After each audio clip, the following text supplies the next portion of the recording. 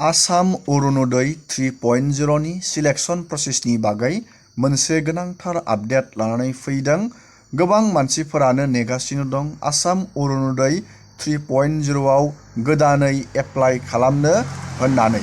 बेनि फाइनाल एप्लाइआ माब्ला जागोन, मा नोंथांनो इलिजिबिलिटि क्राइटेरिया नांगोन, नोंथाङा फर्मखौ बोरै मोननो हागोन, सोर नोंथांखौ सिलेक्ट बानायगोन, बेनि गोनांथार आपडेटखौ दिनैनि नैबे भिडिअनि गेजेरजों नायगोन। जुदि नोंथाङा अरुणोदय 3.0 आव एप्लाइ खालामनो होननानै सानगासिनो दङ, नोंथाङा बेयाव गावनि मुंखौ बोरै नोंथाङा सोसननो हागोन, गोनांथार आपडेट लानानै फैदों। नोंथांमोना भिडिअखौ इन्टारेस्टेड बा जोबजासे नायलांबाय थाबानो जाबाय आरो बेफोरबायदिनो गोदान आपडेट, डिटेल स्किम, डिजिटेल खौरां मिथिबाय थानो थाखाय नोंथाङा चेनेलाव गोदानबा चेनेलखौ साबस्क्राइब खालामबानो जाबाय। नोंथांमोनाथ' मिथिखादोंमोन दाख्लैबावै 3.0 अरुणोदय स्किमनि बागै गामि गावहुबा लानाय जादोंमोन। बेयावनो फ्राय नोंथांमोना डिटेल्सखौ मिथिखादों। जाय बिथांमोना मिथियाखै, नोंथांमोननि थाखाय आं मोनसे आपडेट लाबावदों। गिबियावनो नोंथांमोना नैबे अरुणोदय 3.0 नि थाखाय नोंथांमोना बेयाव गोदानै लाख आरोबाव आसामाव गोदान बेनिफिसारिफोरखौ सोसननाय जागोन। जाय बिथांमोना 1.0, 2.0 आव अलरेडि रां मोनबाय दङ।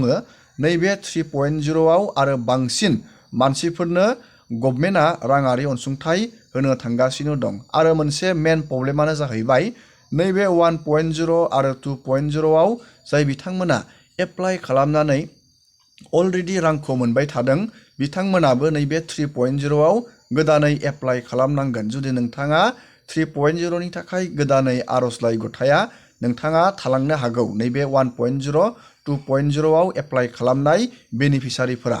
नोंथाङा नैबे 3.0 नि थाखाय गोदानै जुदि आर'जलाइया गथायनाया जाफिनोबा नोंथाङा गथायफिनबानो जाबाय, नङाबा नोंथांनि अरुणोदय रां मोननाया 100% दानजागोन। नैबे 3.0 नि गाइडलाइनाव रोखायै लिरखानाय जादों। गिबियावनो नोंथाङा नैबे बेनिफिट हिसाबै अरुणोदय 3.0 आव बेसेबां रां मोनगोन, जाय बिथांमोना मिथिया, नोंथांमोननो आं खोथाहरनि।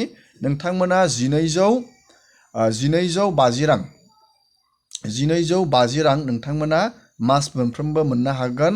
मास जोबनायनि नैबे 10 तारिख खालि बे रांखौ सोनाय जायो। नोंथांमोनाथ' मिथिखायो। जाय बिथांमोना मिथिया, नोंथांमोना आं बेखौ आपडेट लानानै फैदों। दानिया 3.0 नि इलिजिबिलिटि क्राइटेरिया माबायदि जागोन, नोंथाङा नैबेखौ हारसिङैबो नायनो हागोन। अरुणोदय माइ स्किमाव फैनानै नोंथाङा नायनो हागोन। गिबियावनो बेयाव बेयाव आइजोफोरनोल' अरुणोदय स्किमनि लाबखौ होनाय जायो, जायनि इनकामनि एनुवेल इनकाम, न'खरनि इनकामा 2 लाखनि गाहायाव थायो। जाय बिथांमोना हौवा थैजानाय, उइन्ड' वमेन बिथांमोना मोनगोन। आरो बेयाव हौवाफोराबो मोनगोन, नाथाय नोंथाङा बेयाव फिजिकेलि हेन्डिक्राफ्ट जानांगोन।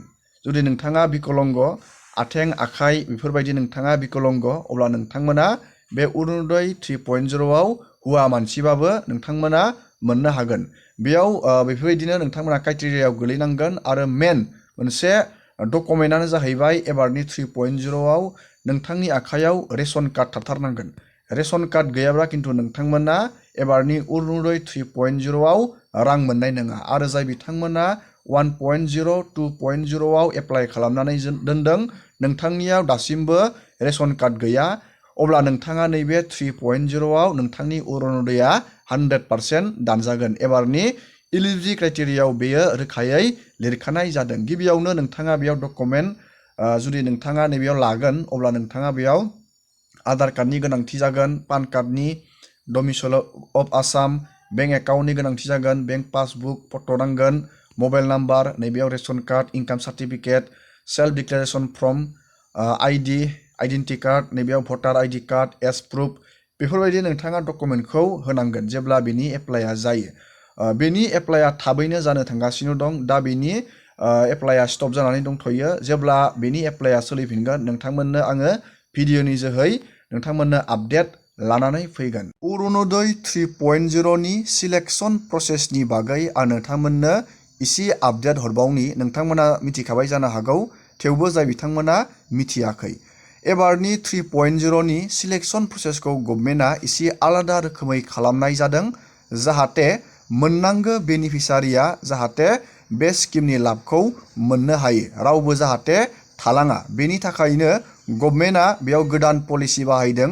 बेनिखायनो गामि गामि गावहबा गामियाव मिटिं खालामनाय जादों। बे मिटिंनि जोहै रोखायै फोरमायनानै होखादों जायबायदि बेनिफिसारिया रां मोननांगौ बेनि एलिजिबिलिटि क्राइटेरियाखौ बे मिटिंआव रोखायै फोरमायना होनाय जादों आरो बेनि सिलेक्शन प्रसेसखौ सोर बानायगोन बेनिबो बेयाव मेन दायित्व होनाय जादों। नैबेयाव नोंथांमोना नुनो मोनदों 4 मेम्बार, बे 4 मेम्बार बुथ कमिटि बेयाव नोंथांमोना नुनो मोनदों। बे मेम्बारफोरा नोंथांमोनखौ सिलेक्ट बानायगोन। जाय बिथांमोना एलिजिबिलिटि क्राइटेरिया मिलायो, नोंथांमोना जुदि बे स्किमनि थाखाय जयगता, नोंथांमोनखौ नैबे चार्टआव नोंथांमोननि नामा सोसनजागोन। नैबे नोंथांनि नामा नैबे चार्टआव सोसन जानाया मेन्डेटरि। बेयाव नोंथांनि डाटाया सोसनजाबासो नोंथांमोना मोननो हागोन। आरो नोंथाङा नैबे डाटायाव सोसननो थाखाय नोंथाङा 3.0 अरुणोदय स्किमनि गाइडलाइनाव नोंथांनि गासैबो क्राइटेरिया मिलायनांगोन। अब्लासो नोंथांनि नामा नैबे चार्टआव सोसनजागोन। अब्लासो नोंथांमोना बे स्किमनि लाबखौ मोननो हागोन। नोंथांमोना बेखौ नुखाबाय जानो हागौ, मिथिखाबाय जानो हागौ। जाय बिथांमोना मिथियाखै, आं नोंथांमोननो बे आपडेटखौ लाबावबाय। बेनि सिलेक्शन प्रसेसा बोरै जागोन, नोंथाङा बेयाव नामखौ सोसनजानानै अब्लासो नोंथाङा नैबे अरुणोदय 3.0 नि फर्मखौ मोननो हागोन। दा बेनि खामानिया मानिबा जाहोननि थाखाय बन्द जानानै दंथ'यो। जेब्ला सोलिफिनगोन आं नोंथांमोननो भिडिअनि जोहै आपडेट लानानै फैगोन। दिनैनि भिडिअखौ आङो बेखिनियावनो फोजोबथ'बाय। नोंथांमोना भिडिअखौ नायनानै मोजां मोनदोंबा लाइक खालामबानो जाबाय। चेनेलाव गोदानबा चेनेलखौ साबस्क्राइब खालामबानो जाबाय। एसेनोसै दिनैनि